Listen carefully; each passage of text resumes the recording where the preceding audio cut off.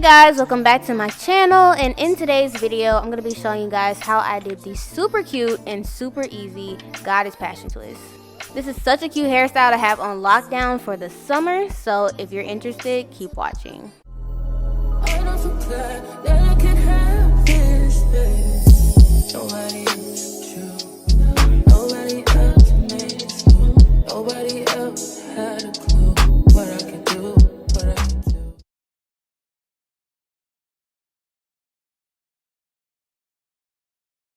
So today we're going to be doing my little sister's hair. I'm literally the only person in my family that knows how to do hair, so I'm doing this on the regular.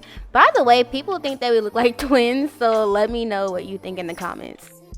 So for this hairstyle, this is the hair that we use, and I'll have everything linked in the description box below, as well as how many packs we use of everything. So her hair has already been washed and blow dried, and she just had it in 2 braids for the past couple of days. So honestly, with her hair type, I could have done this without her hair being blow dried, but she just wanted it to be blow dried. So I like to start by just parting her hair off into 4 big sections, so 2 in the back, and then split the front in half. So as you can see, I'm going in with Shine and Jam just to really make those parts nice and slick. But you see I'm not applying the Shine and Jam to the scalp, just to like the edges of the hair, because I don't want her to get any buildup.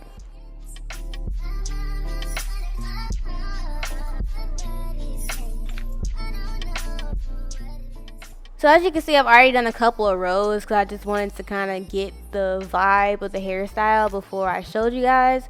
So basically all I'm doing is just gonna part the hair. I'm doing like medium-sized passion twists, but I'm kind of making them a little bit full so it doesn't seem too thin. And also, as you can see, I'm doing box parts. That's typically what I go for whenever I do any style. So this is the deep wave expression hair, so I use 1 curl per twist. So I'm going to split that in half, and now I have 2 pieces. I'm going to take the first piece and start off the passion twist as a braid, basically like you would a box braid. It was actually my first time starting passion twists like this. Typically I'll do the rubber band method, but she wanted to try it this way because it does go a lot faster, and sometimes the rubber bands can be too tight. If you aren't doing your hair yourself, you can't really tell that. So we decided to do it like this. So once I did the braid maybe like 2 or 3 times, I just split her hair into 2 and I just started to twist. So after twisting it maybe like an inch or so down, I add in the second piece of hair that I split in half, just because I didn't want it to be too bulky at the top, sort of like the same concept that you would see with knotless braids. So once I got to about 1/3 of the way down from the twist, I took a piece of this human hair that we got from the beauty supply store. I think this is the texture deep bulk, and I basically just frayed the ends so it would be harder for the hair to come out of the twist. And I basically just added it to the twist the same way I added the second piece of hair at the beginning. You just want to make sure that you're twisting each piece around itself and then on top of each other, if that makes sense, to make sure that your passion twists stay locked in. After twisting down a few times, I just clip the curly piece out of the way and just keep going till we're done with the twist. And I was nervous because this pack of hair cost $25 because we only got 1, so I was nervous we weren't gonna make it and run out. But we actually only ended up using half a pack because I only added the curly pieces to every other twist, and it actually was perfect because it wasn't too full. So again, parting off a section and making sure it's super slick. As you can see, again, this Shine and Jam is not touching her scalp. I'm just putting it on the hair to make sure it's really smooth. Then I'm going to take half of 1 curl from that expression hair, and I'm going to start the passion twist off as a braid.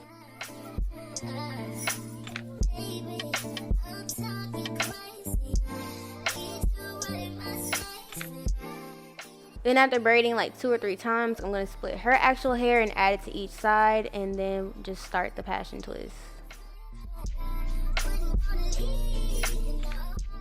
Then after twisting about 1 inch or so down, add that second half of the curly piece, and to make sure it stays in, you want to twist each like individual strand around itself first and then twist it around each other. That makes sense. So it kind of looks like a rope type pattern, as you can see, like that.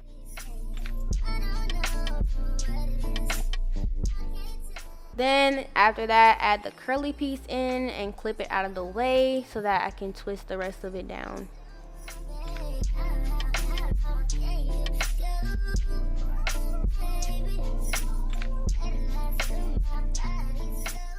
So people always ask me what's the best protective style for hair growth, or like how do you protective style to grow your hair, because you guys see me in wigs mainly, but I protective style like 90% of the time. I personally say that no one protective style is better than the other. All of them can be really good or really bad for hair growth depending on a few things. Number one, if your hair is not properly moisturized and prepped underneath, any protective style is going to be damaging. Braids, wigs, ponytails, whatever. So you have to make sure your hair is properly moisturized and it's healthy and it's taken care of and it's trimmed. Also, the way you apply protective styles is very important. So for example, if you apply wigs wrong, it's very damaging for your edges. But I wear wigs consistently for months on end, and I have full edges because I know how to apply them properly and also how to take care of my edges during the entire time I'm wearing the wig. Same thing for braids or ponytails. If you wear your ponytails too tight and they're always in the same position, yeah, that's damaging. But if you wear them in different positions and make sure that your hair tie isn't too tight on your hair, it's not going to be a problem. And people say protective styles are so good for hair growth because it allows your hair to have low manipulation. This means the less you're touching it, the less breakage you're likely to have, and the more length you can retain with your hair. But yeah, so that's my 2 cents, because people ask me all the time, how'd you grow your hair to waist length? And I always say I protective style, and people don't really know what I mean by that. So hopefully that kind of helped explain things better. So we started at 10 a.m. and we finished at about 5. So about 7 hours for this hairstyle. So this might take you longer or it might be quicker depending on how much hair you have, the size of the twist, and just how good you are at doing your hair. Sometimes it can take practice, but this is definitely a lot faster than doing braids or anything else like that for me. Once I'm done, I'm going to take some mousse and I'm going to pump it all over her hair like a bunch.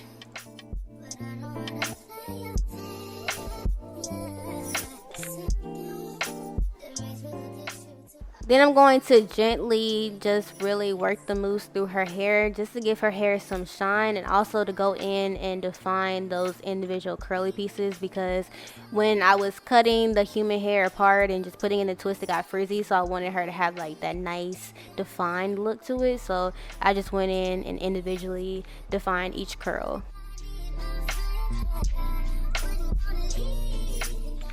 Y'all, she's so ready to go. Look at her face.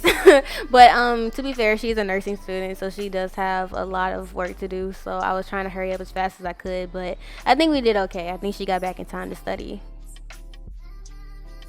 Alrighty guys, well that's it for this video. I hope you enjoyed this hairstyle. If you like videos like this and want to see more, make sure to give this video a thumbs up. Click the subscribe button, put your notifications on so you don't miss any of my uploads. I upload Tuesdays, Thursdays, and Saturdays. Also make sure to follow me on my TikTok and Instagram for daily content, as well as don't miss my restock, which is going to be on Valentine's Day. Alright guys, thank you so much for watching, and I will see you in the next one. Bye!